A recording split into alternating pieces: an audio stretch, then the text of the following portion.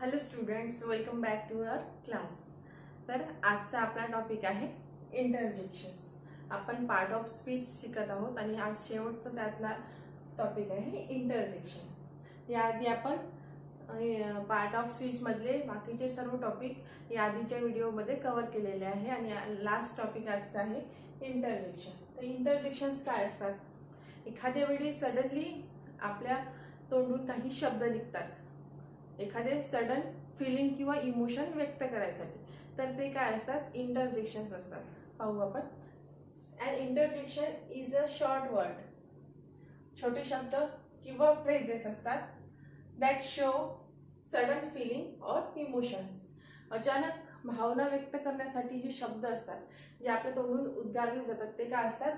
Interjections असतात. For example, ब्राहू, hurrah, alas, गर, बर, श, बू, औच एक्सेट्रा. हे काय सगळे इंटरजेक्शन्स आहे. आणि interjections are frequently followed by an exclamation mark.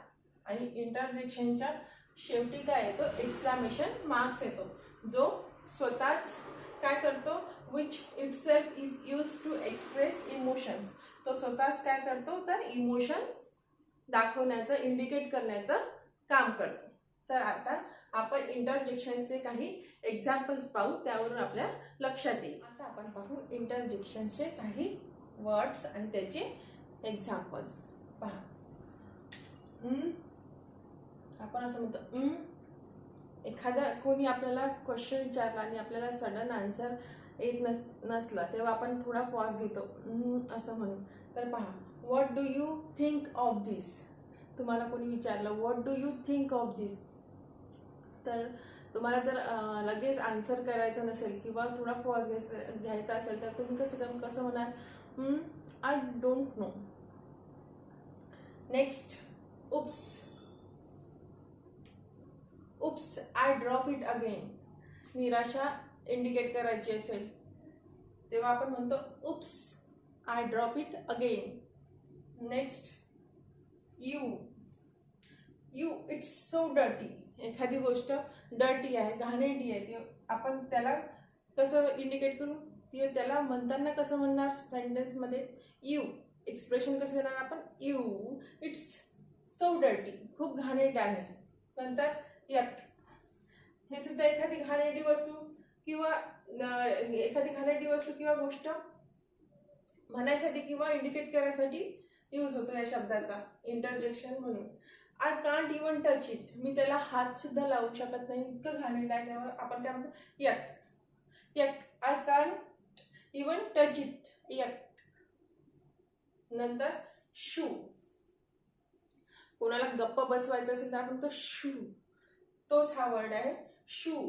All of you, I am doing something important.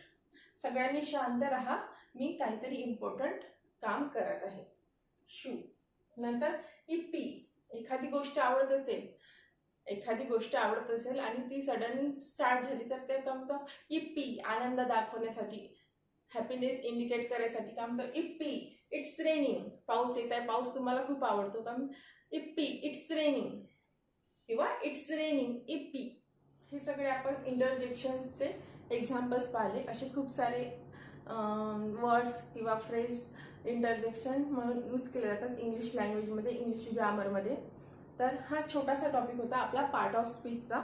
इथे आपले पार्ट ऑफ स्पीच सगळे कंप्लीट झालेले आहे.